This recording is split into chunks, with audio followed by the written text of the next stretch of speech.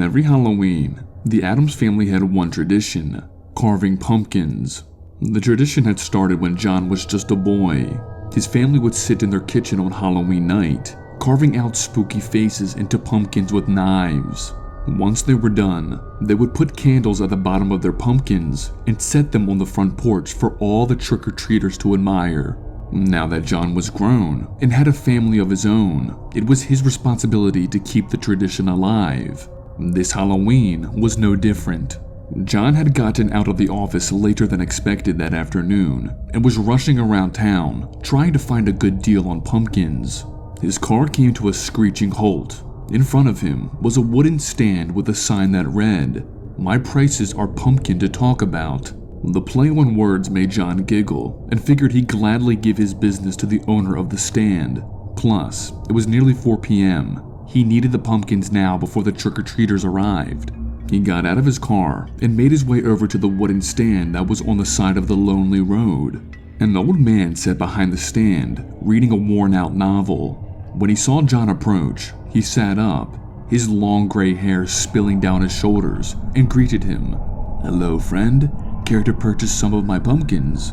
John told the man yes, and that he would need 4 of them, one for his wife, his 2 children, and himself. He told him the price, and John agreed. The man only accepted cash payments, which was fine. When the last pumpkin was loaded into John's car, the old man appeared at the passenger side door. "Have a splendid Halloween evening, my friend. Thank you evermore for your business. I hope you enjoy my pumpkins. They're extremely lifelike."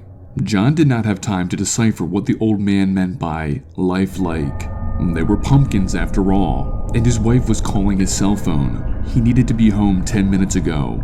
John, in a haste to get home, quickly thanked the man, but before he put his car in drive, the old man leaned into his window one last time.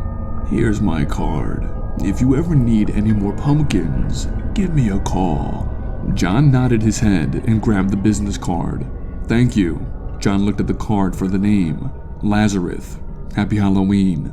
John pulled out onto the main road and sped home, not noticing in his rearview mirror that Lazarus hadn't stopped smiling. "Kids, honey, come on. We have to start carving now before the trick-or-treaters get here," John called out from the kitchen. It was 5:45 p.m.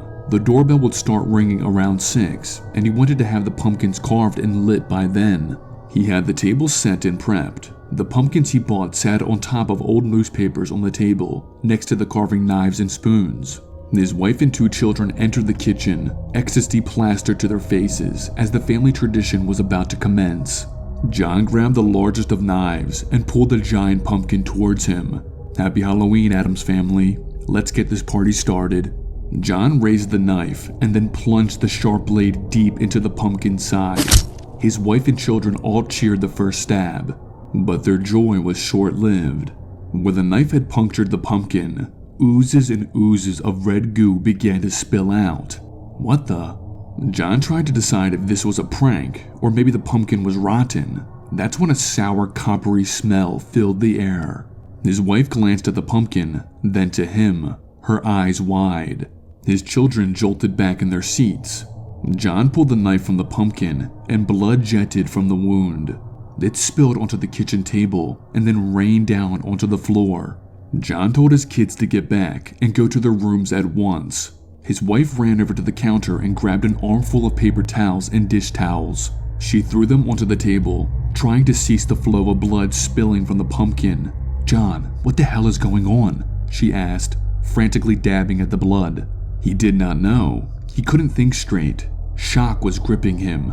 In his shock-induced state, John did the only thing he could think of. He pulled out his phone and dialed the number that was on the business card. Come on, pick up." The other line rang and then went dead. He dialed again with the same result. He tried to Google Lazarus's business on his phone, but the results said no business like that existed. John did not know what to do. He stared in horror as blood continued to pour from the pumpkin's wound.